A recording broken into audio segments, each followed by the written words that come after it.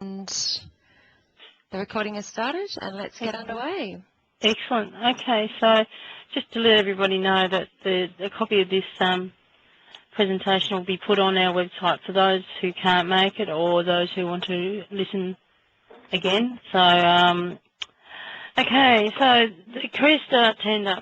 The Career Start tender is it has got two streams to it. The main program, which is the list of identified qualifications, and the other component, which is accompanying it, which is the language literacy, numeracy and employability skills service quote. The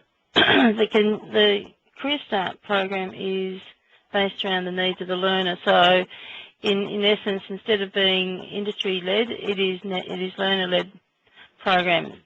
The qualifications have been determined in consultation with industry, and in the tender you'll see the list of qualifications, and they're quite prescriptive, talking about agriculture, horticulture, cleaning, aged care, disability, early childhood, hospitality, retail and business.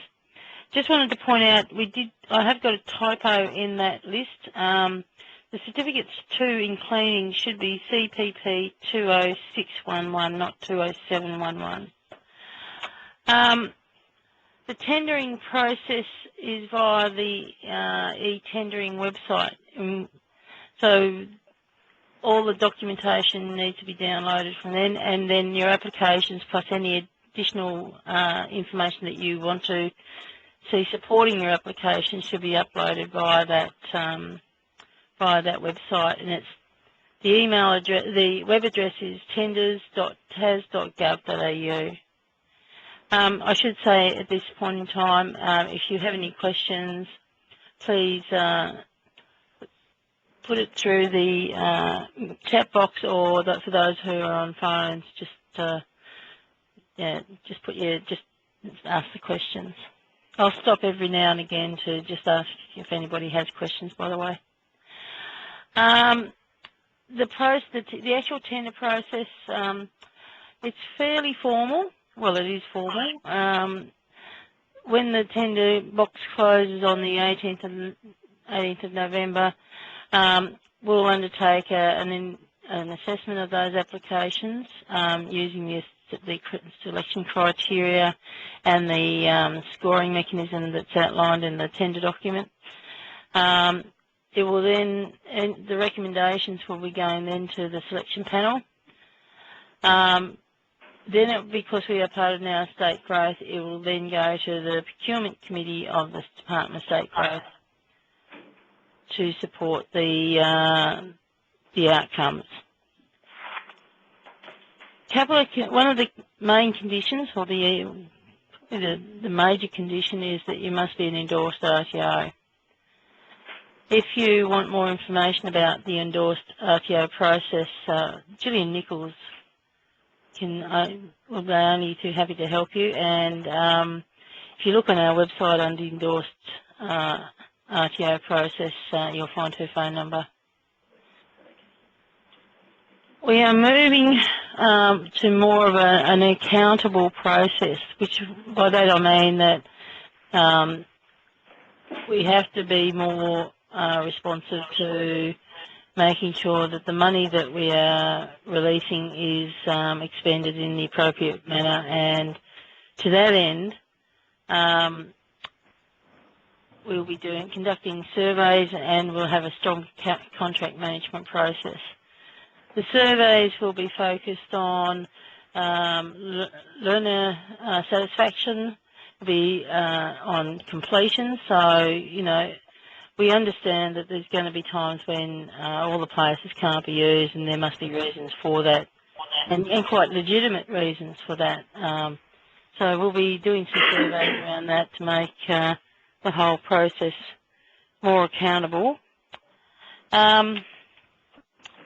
The actual application is moving from an open-ended sort of application, open-ended questions, to more of an evidence-based one. And as you'll see in, say, for Criterion 1, it's more about providing intelligence around, or providing details around trainer skills, experience and qualifications, your industry partners, and any letters of support supporting your organisation for the delivery of this training. With this particular tender, all the places must be used by the 19th of December, and definitely no extensions will apply to that. I should mention also, as part of our more rigorous contract management process,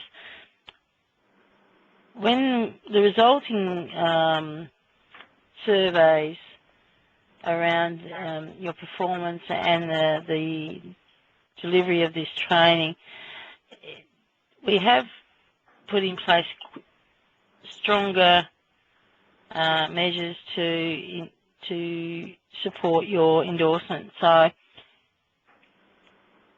failure to deliver could influence your RTO rating. So I just wanted to let you know about that. It may not do. It could be quite legitimate, but for those who do not comply with the contract, who fail to deliver, who fail to produce employable individuals, there could be issues around your endorsement status. Any questions before I go any further? Okay. Now,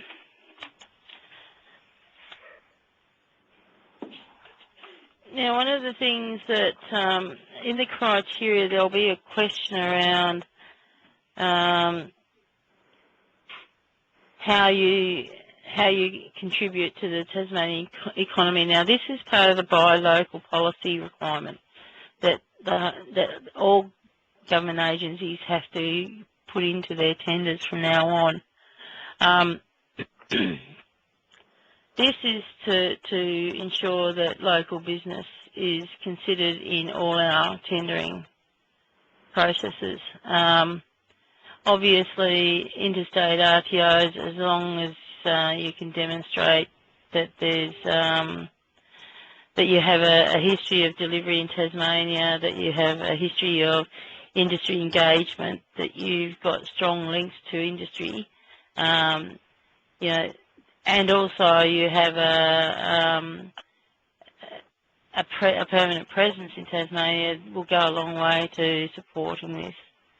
And also, you know, it's part of the endorsed RTO process that you do have all of these in place anyway.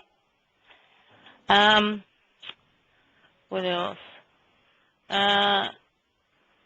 There's a couple of new things in the tender, and this will probably be sort of in most tenders in the future, for both the Career Start and for Skills Fund, I should say, is that the requirement for RTOs to be more rigorous with their training and assessment models.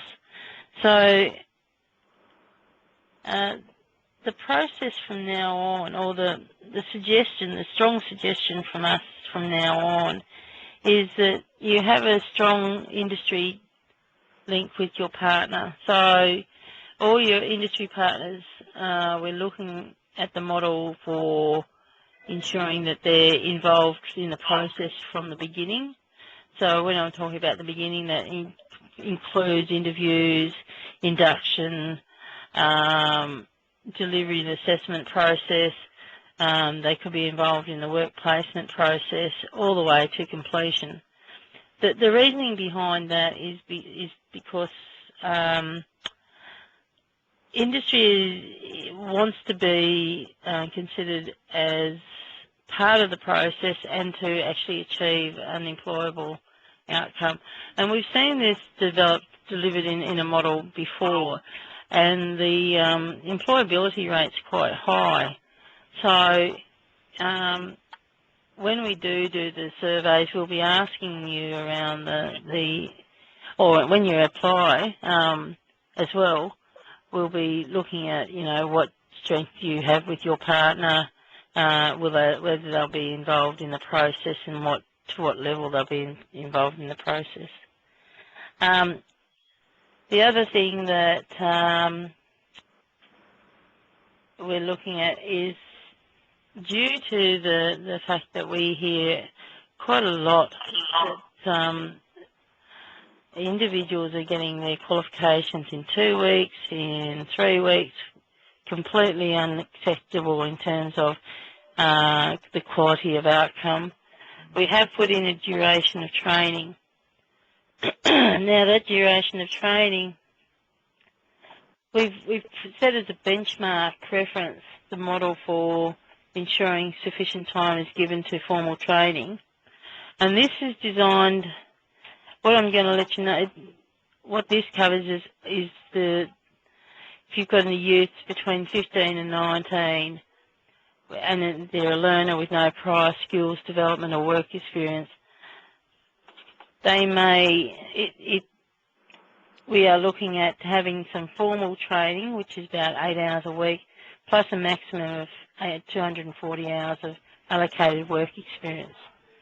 So this is designed to ensure that the learner gets a broad experience of not only training but also experience in a potential workplace. Now, that's I had one RTO ask me, well, I work directly with my partners, but can we mix it so that they do some of their training up front and some work experience and then some more training? I don't mind how that's done, but in the application you'll be asked to outline your training plan and your training process, and I think that's probably related. That is related to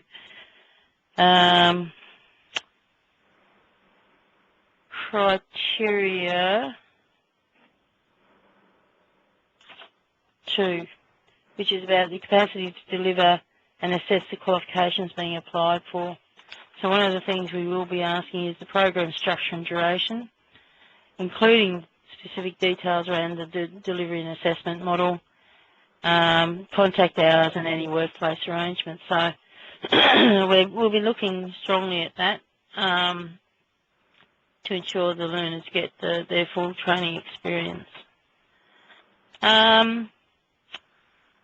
Anybody got any questions yet? No? I'm boring you to tears, I can hear.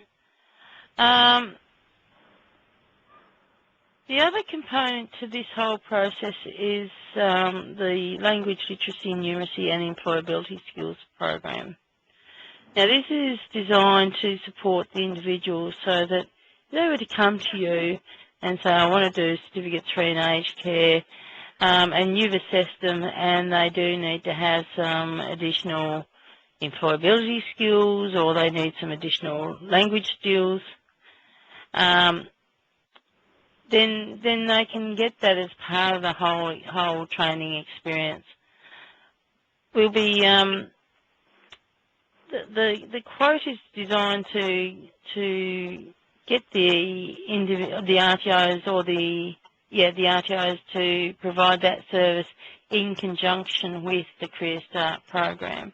So you might either be able to apply for both, or you might apply for just one, but you'll need to develop a good partnership with the other RTO that applies for the Language Literacy and Numeracy program, because it's quite important to have a blended approach in this rather than making it identified as a special process for them. And it also needs to be so that the Language Literacy and Numeracy person has that background experience on the qualification that you're delivering to. Deb, we've got a question in the text chat box there from Carolyn. And Carolyn, I've unmuted a microphone so that you can speak directly with Deb about it. The question is, can you confirm one application per industry for Career Start?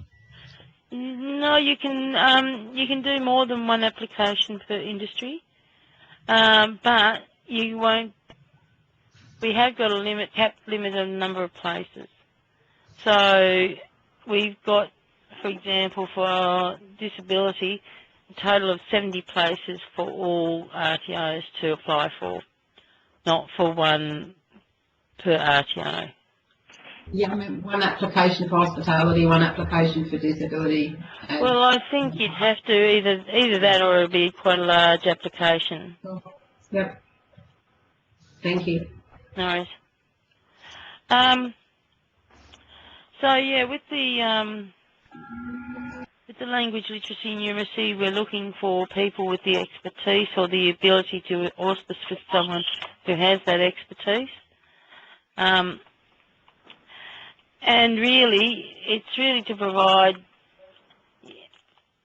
that service. Now, the service can be unaccredited training or formal training. The unaccredited training will be paid $300 per person via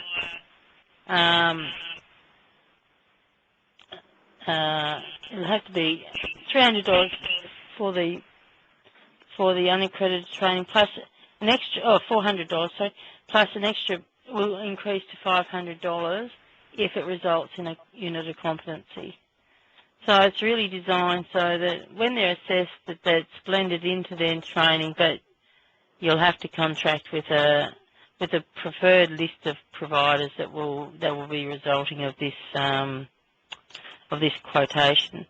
Obviously, we'll also include TAFE in that, and they won't be paid the extra. They won't be paid for any funds. They're already funded through a different mechanism.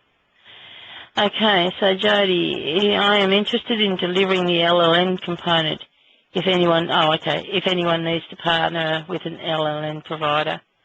So yeah, Jody, if you're successful in that quote, we'll put your contact details on the website, and then any RTO that is successful in the Career Start can use you.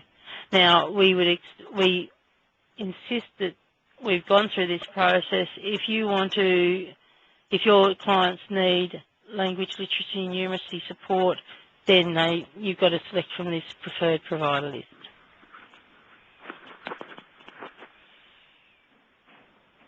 I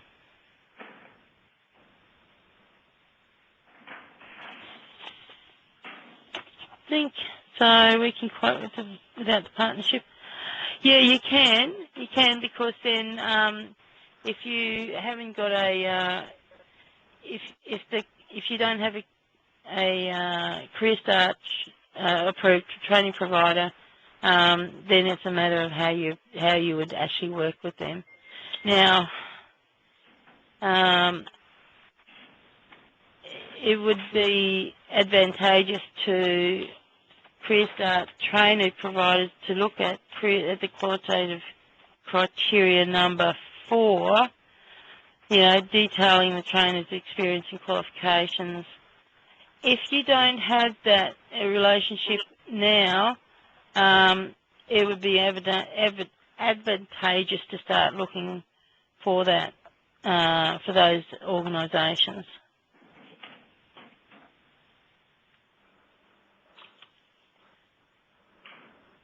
Any further questions on any of those, on any of that part of the quote? No? Okay, the other thing that I've been asked to talk about a little bit about today is the Skills Tasmania Agreement. And I'll just bring up the information. So it's about the current Skills Tas Agreement 2012-2014. With this program, a draft Skills Tas Agreement for 2015-2017 has been prepared and is currently with the government's legal advisors. We have reduced duplication and simplified many aspects in the draft agreement, and which as a result will be much shorter. One streamlining of the new draft agreement is that instead of a range of different schedules for each different funding program, there'll also be only one schedule setting out client service standards that apply across all programs. The new service standards will set out the service delivery requirements that are expected from RTOs who enter into contractual arrangements with Skills Tasmania under the agreement. The service standards outline the Tasmanian Government's expectations of the minimum services that RTOs will provide to clients accessing training services funded or subsidised under this agreement. They are consistent with the Government's expectations for VET provision and the endorsed RTO process. Once it's been finalised, the agreement will apply to all future contracts. Of course, RTOs will have to be endorsed to get a new 2017 agreement. We tend to roll over RTOs to the new endorsed RTO status, provided that they maintain or exceed the new standards and address any matters communicated back to the RTO in the initial endorsement process. The current 2012-2014 agreement will cover contracts entered into between Skills Tasmania and the RTO before the 2015-2017 agreement is finalised. So does that cover, is there any questions around that?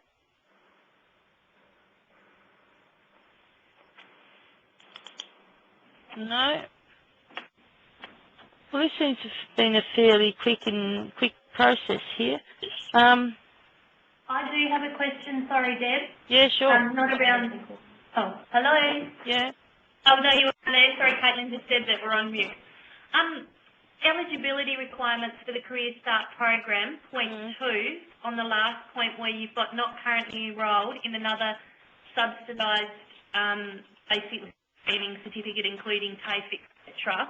How are we able to check that if the person just declares to us that they're not on the enrolment, how are we able to check that before it bounces back from you through Laurel? Well, you could, I guess you could send us an email asking us to check. I know it's a bit tricky. I know that we are looking at having some sort of online component so that you can type in a person's name and get some info back. But that's still under development and probably won't happen in the near future. So, look, I think the best way is to just send me an email and I'll check Laurel for you. Okay, thank you. It'd be good if they had some sort of unique student ID number. Well, yes. Coming. It's happening. Ah, problem solved. There you go.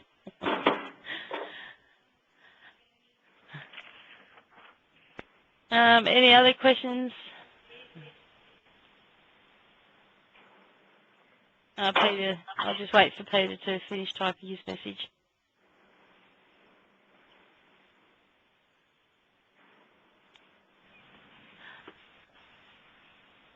No, Peter, not completions, just training commencements. We understand that, you know, each individual is unique and that they take differing time. So as long as you've enrolled them in the unit, they've started the training and you report on that by the 19th of December, we know that they can continue training through 2016, I guess. Yep. Now, I guess the other thing to ask you, and we'll probably do this for the Skills Fund release. Now, the Skills Fund we're hoping to release later this month. Are these the sort of briefings that would be useful for you to hear for the Skills Fund? Yes. Yep. Yep. Okay, well, we'll probably do something similar again for the Skills Fund, and we'll probably have 3 or 4 of them, just so that if you wanted to roll up to a couple of them, there's no problem with that. Okay, look, obviously if you've got any further questions that you think of after the session or you didn't want to mention today, my number is 03 61656012 or send me an email, deborah.doherty@skills.tas.gov.au, and I think Anita's going to be putting that up on the screen. If you have no further questions, I thank you all for attending. I'd like to thank Anita too for her efforts in getting us up and running as quickly as we did. And no doubt I'll be talking to you again in the near future with the Skills Fund. Okay, thank you very much.